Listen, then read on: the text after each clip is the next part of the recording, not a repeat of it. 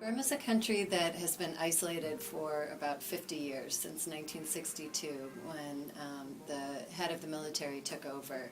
And it's just come out of that in the last couple of years. And so as it's gone through this transition, the country's really opening up both to international investment, international assistance, and to its own citizens, and allowing its own citizens to have much greater say in the political process. Burma is a country that's rich in natural resources, and there's no reason why the country should be so far behind. And so I think there's a real spirit in the country of how can we catch up, how can we be a successful, dynamic country in ASEAN along with many of the other dynamic countries in the region.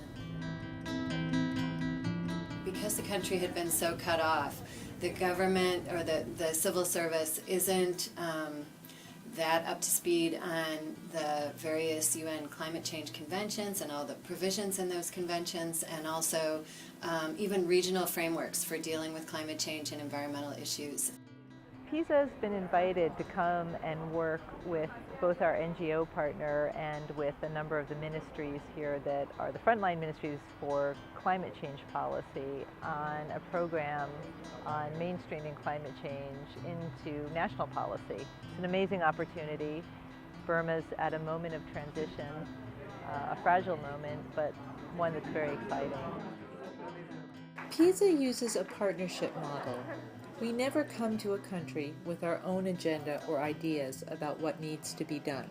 All of our programs are the result of several years of discussion with an in-country partner, and that's true with Myanmar as well. We're working with Alarm, one of Myanmar's leading environmental NGOs. We look to them for advice and guidance at every step of the way in our process. That's what true collaboration means. From curriculum development to identification of the appropriate delegates. The most important thing to say about climate change is that it's a global problem with distinctive local impacts.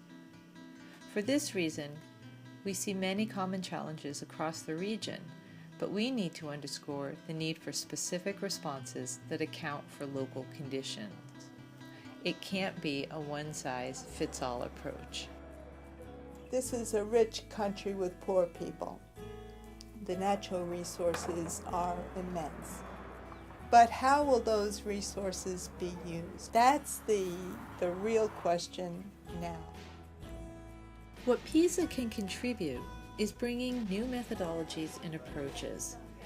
Our history of working in countries that have undergone similar processes can help amplify the work of local organizations that have been working at the community level. We have a particular interest in focusing on policy. How can we help policymakers come up with strategies that are going to ensure the well-being of everyone in Myanmar as they move forward?